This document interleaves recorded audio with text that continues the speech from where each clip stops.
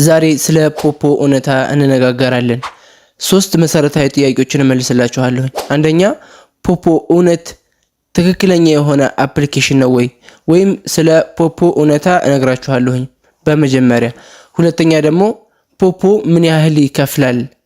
ትክክለኛ ክፍያው ምን ያህል ነው? እውነትስ ይከፍላል ወይ የሚለውን ጥያቄ በደንብ አድርጌ እመልስላችኋለሁ።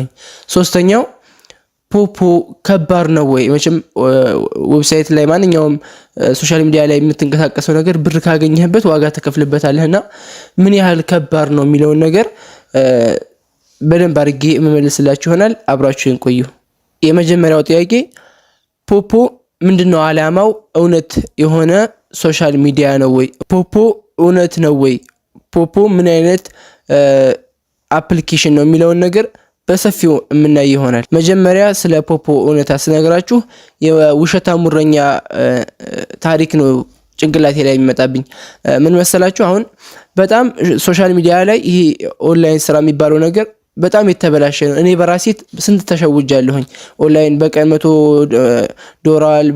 በወር 300,000 400,000 ምናምን እያሉ ስቲከራቸውን ይለጥፉና ከዛ በኋላ ያን ነገር ገብታችሁ ስታዩ ምንም ነገር የለውም። እና እንደዛ ይሆን በጣም ብዙ ጊዜ ተሸውጃለሁ በራሴ። እኔ ለራሴ ስለተሸወርኩኝ የሆነ አሁን እውነታዎች ሲመጡ ያንን ለመቀበል ትንሽ ይከብዳል። ይሄን አውቃለሁኝ። እኔ ለራሱ አላመንኩም ነበር ገብቼ በስነ ስርዓቱ ሳይሆን ያመንኩት።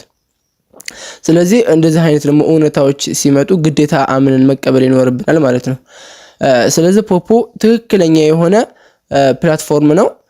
ለራሱ ገቢ ያለው ለራሱ እኛ ከምናገኘው ላይ 30% ይቀንሳል።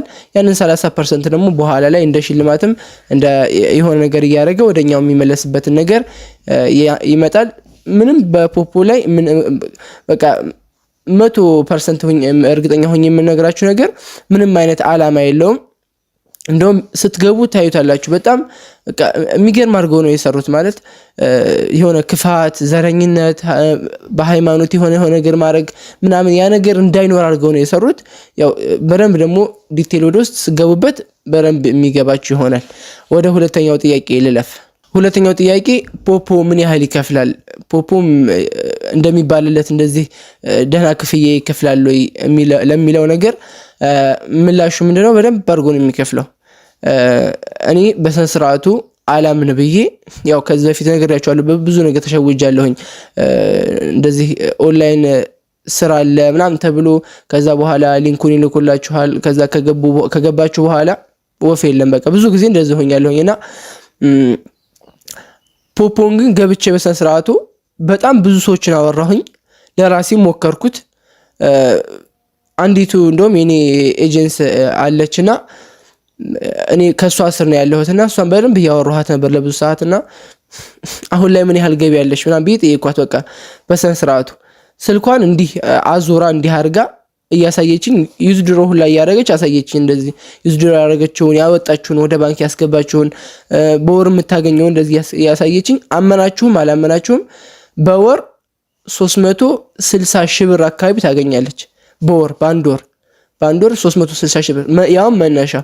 ከዛ በኋላ ደግሞ ስራ ብርግድ ሲል ምናምን እንደዚህ ጠንክራ ስትሰራ ደግሞ እስከ 400,000 እስከ 500,000 ድረስ የሚሄድበት ጊዜ አለ። ይሄን ለመናገር ግን ያው ቅድም እንደነገርኳችሁ ነው የውሸታ ሙረኛ ሁኔታ ታሪክ ነው የሚሆነው። አሁን ይሄን ስናገር ዝም ብዬ እኔ የሆነ ለማነቃቃት ምናምን ይመስላል። ለብዙ ሰዎች አንድ ልነግራችሁ ፈልገው እውነታ አሁን እና ሌላ ፕላትፎርሞች ላይ አንድ ሰው የሆነ ሊንክን ለሆነ ጓደኛው ከላከለት በኋላ ያንን ሊንክ ተጭኖ ሲገባ የሆነ ነገር ያገኛል የላከው ሰውዬ። ይሄ ማንኛውም እንትን ላይ ያለ ነገር ነው እና ሃምስተር ምናምን ብንመለከት አሁን እኔ ሃምስተርን ወደ እናንተ ብልክላችሁ ያንን ሊንክ ተጭናችሁ ብትገቡ እኔ የሆነ ነገር ተቆራጭ ይኖረኛል ከናንተ ላይ ገና በመግባታችሁ ብቻ ማለት ነው። ፖፖ ግን አሁን በዚህ በጣም ይለያል። አንደኛ ያንን ነገር ከላኩላችሁ በኋላ እናንተ ገብታችሁ እዛው ውስጥ ከገባችሁ በኋላ በመግባታችሁ ብቻ አይሰጠኝም። ገብታችሁ ግን ስራ የምትሰሩ ከሆነ እኔ ሰፖርት ማድረጋችሁ በቃ አብሽሩ እያልኩ ማበረታታችሁ ከሆነ እናንተ በሰራችሁ ቁጥር ቀን በቀን ለኔ ጊፍት ይገባልኛል። ቀን በቀን ማለት ነው። ስለዚህ ፖፖ በደንብ አድርጎ ነው የሚከፍለው። ምንም አይነት ጥርጣሬ እንዳይኖራችሁ። እኔ አሁን ዊዝድሮ ማድረግ ስለማልፈልግ ነው እንጂ አካውንቴ ላይ አለኝ $1 አለኝ። በዚህ በ3 ቀን በ4 ቀን ውስጥ የሰራሁት ዊዝድሮ ያረኩት ዶላር አለኝ። እስኪ ወደ መጨረሻ ላይ ፓርት ላድርገውና ወደ መጨረሻ ላይ ዊዝድሮ ሳደርግ ምን ያህል እንደሰራሁኝ እንደዛ ዙሪያ ያሳያችኋለሁ። ብቻ አመናችሁም አላመናችሁም በ3 ወር ውስጥ በ4 ወር ውስጥ የ200,000 የ300,000 ብር ተከፋይ ትሆናላችሁ። እናንተ ብቻ የሚጠበቅባችሁ ጠንክራችሁ መስራት ብቻ ነው። ያው እንግዲህ ከልምድ ያገኘሁትን ነው እየነገርኳችሁ ያለሁት። ገብታችሁ ደግሞ በረንብ ስታዩት እርግጠኛ ነኝ ታመሰግኑኛላችሁ። ስለዚህ ሞክሩት፣ ሌላ ነገር አልላችሁም። ወደ 3ኛው ጥያቄ ስናልፍ 3ኛው ጥያቄ የሚሆነው እርግጠኛ ነኝ ጭንቅላታችሁ ላይ አሁን ስለ 200,000 ስለ 300,000 ብር ሳወራ ምን ያህል ይሄ ከገባም በኋላ ፖፖ የሚባለው አፕሊኬሽን ውስጥ ከገባም በኋላ ምን ያህል ከባድ ነው እንዴ ምንድነው የምናደርገው የሚል ነገር በትንሹ ላሳያችሁ ፈልጋለሁኝ። ገብተን ዕውቀት ሊፈልግ ይችላል ወይ ይሄ ነገር ጭንቅላታችሁ ላይ ሊመጣ ይችላልና ይሄን ስመልስላችሁ ምንም አይነት ዕውቀት አይፈልግም። ገብታችሁ ብታይ ፖፖ ላይ እንዳለ የሞላው ምን እንደው ታውቃላችሁ? የአረብ ሀገር ሴት ነው የሞላው ማለት የውጭ ሴት በጣም ይጠቀመዋል ይሄንን። እንግዲህ ከገጠር መተው እነሱ እንኳን ውጭ ስራ ላይ ሆነው ከመዳማቸው ጋር ተደብቀው ነው የሚሰሩት። እንደዛ ሆኖ እንኳን በጣም በቃ ሲያወሩ ይገርማችኋል። ጥንቅቅ አድርገው ሁሉንም ህግ ያውቃሉ ምናምንና ቀላል ነው ልላችሁ ፈልጌ ነው። መቼም ቲክቶክ የሚጠቀም ሰው ወይም ፌስቡክ የሚጠቀም ሰው ወይም ስልክ ትንሽ የሚነካካ ሰው ምንም ገብታችሁ ሲጀመር የምታደርጉት ነገር የለም። አንደኛ ላይቭ መቀመጥ የሚባል ነገር አለ። በቀን ቢያንስ 1 ሰዓት ላይቭ እንቀመጣለን ግዴታ። በቀን 1 ሰዓት ላይቭ እንድንቀመጥ ያደርገናል። ከቻለ የእጅ አመል ያለባችሁ ማለት የጌም የእጅ አመል ያለባችሁ ያው ይሄንን ፕላትፎርም ትጠቀሙበታላችሁ። ደህና ጌሞች አሉ ክፍያ የሚከፈል በዶላር ማለት ነው። ዝም ብለን ስልካችን ከምንቀጠቅጥ በዶላር እየተከፈለ ነው እዛ ቦታ ላይ የምትጫወተው። ጨዋታ በደንብ የምትችሉ ልጆች ጌም የምትችሉ ልጆች በደንብ ገብታችሁ መጫወት ትችላላችሁ። ሁለተኛ ላይቭ ላይ እንቀመጣለን። ከዛ በኋላ ፓርቲ የሚባል ነገር አለ። በቃ ዝም ብለህ ወንበር ይዘህ ትቀመጣለህ፣ ልክ እንደ ላይቭ ማለት ነው። ወንበር ይዘህ ትቀመጣለህ። በዛ በተቀመጥከው ብቻ ይከፍልሃል። መቼም በቀን 2 ሰዓት 1 ሰዓት ለዚህ ፕላትፎርም የሚያጣ ሰው አለ ብዬ አላምንም። ብዙ ሰዎች አሉ። አሁን በየቤታችን ብናይ እናቶች ልጃቸውን ወልደው ስራ አቋርጠው ይገኛሉ። እነዛ ለነሱ በጣም ከሚባለው ደግሞ ለሴት ልጅ ሰፖርት ያደርጋል። ነጋዴ ሱቅ ላይ ቁጭ ብሎ 1 ሰዓት 2 ሰዓት ፍሪ በሚሆንበት ሰዓት ገብቶ ፖፖ የሚያዘውን ነገር ሰርቶ መውጣት ይችላል። ማንኛውም ሰው 1 ሰዓት ወይ 2 ሰዓት ነው በቀን ውስጥ ቢጠይቀው ከሚባለው በላይ 2 ሰዓት ካላችሁ በቃ ፖፖን በስነ ስርዓቱ ትሰሩታላችሁ። ሰዓትም አይፈልግም ዕውቀትም አይፈልግም። ብቻ ሩሎቹን መጠቀም እንትን ማለት ነው መከተል ነው። ሩል አለው በቃ ደስ የሚል ፖፖ በዚህ ነው። በቃ ገብቼ ሩሎቹን ህጎቹን ያነበብኳቸው ነበር። ዩቲዩብም እንደው ቲክቶክም የሌለውን ፌስቡክም የሌለውን ህግ በረም በቃ ደህና ህጎች አሉት ጠበቅ ያሉ ማለት ነው። ግን ጠበቅ ያሉ ስላችሁ እናንተ ድንበር እስካልተላለፋችሁ ድረስ የሚከብድ ነገር የለም። አሁን ምሳሌ ላይቭ ላይ ቁጭ ብላችሁ መተኛት አትችሉም።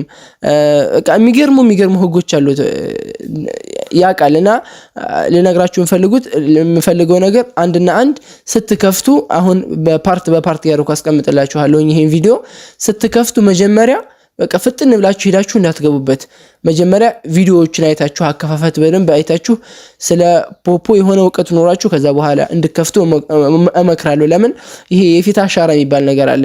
አንዴ የፊት አሻራ ስታስገቡ በሆነ በተበላሽ አካውንት ካስገባችሁ መልሳችሁ ወደ ፖፖ ማየት አትችሉም። ማለት በቃ አንድ አካውንት ከፍታችሁ አካውንት ከተበላሸባችሁ በቃ አለቀ። ፖፖ መሰናበት ነው እንጂ ምንም ሌላ ነገር የለውም። ስለዚህ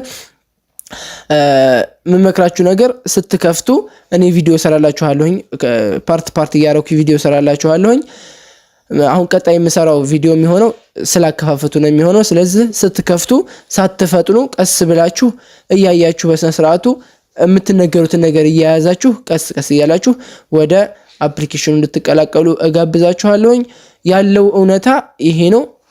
በፈጣሪ ስም ነው የምመልላችሁ። ወላሂ ብዬ ነው የምላችሁ። ምንም ነገር ያዋሻችሁ ነገር የለም። ስለ ብርም ጉዳይ ያወራኋችሁ፣ ስለ ፖፖም ጉዳይ ያወራኋችሁ፣ ያየሁትን ያነበብኩትንና በራሴ ያየሁትን ነገር ነው የነገርኳችሁ።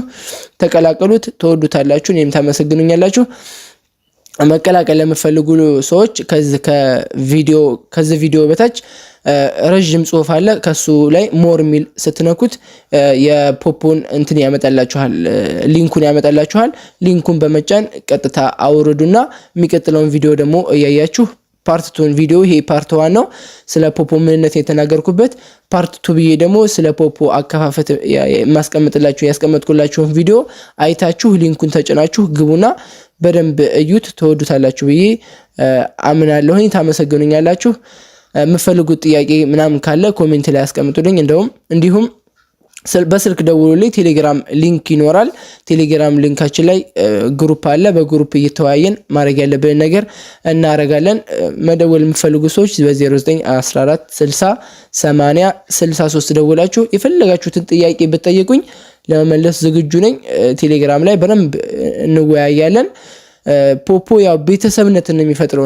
ለመጨረሻ ጊዜ የምናገረው ነገር አበዛሁባችሁ። ፖፖ ቤተሰብነትን ነው የሚፈጥረው። አሁን አንተ ወይም አንቺ ይህን ቪዲዮ የምታዩ ሰዎች ገብታችሁ ብቻችሁን ምንም የምትፈጥሩት ነገር የለም። እኔ እናንተን ሲይዝ እናንተ ደግሞ እኔን ስትይዙ ምን እንጠቃቀመው ነገር ይኖራል። ቤተሰብነትን ነው የሚፈጥረው። እዛ ውስጥ ገብታችሁ ማንንም ሰው ተሳርባችሁ ወይም ማንንም ሰው ጋር ተጋጭታችሁ ምንም የምታገኙት ነገር የለም። በቃ ይሄ ዲሲፕሊን የሚባለውን ነገር በደንብ ያስተምራችኋል ፖፖና መደጋገፍን በደንብ ስለሚያስተምር ስታዩት ታውቁታላችሁ። ያው መደጋገፍን ስለሆነ የሚያስተምረው እንደጋገፋለን በቻልነው ያህል። ፖፖን አውርዱት፣ ተጠቀሙበታላችሁ። የምትፈልጉን ነገር ካለ በቴሌግራም አናግሩኝ። ሰላም ብያለሁኝ። ሰብስክራይብ አድርጉኝ። ያው ገና እየጀመርኩ ስለሆነ ሰብስክራይብ ማድረጋችሁን የደውል ምልክቷን መጫናችሁ እንዳረሱ። ሰላም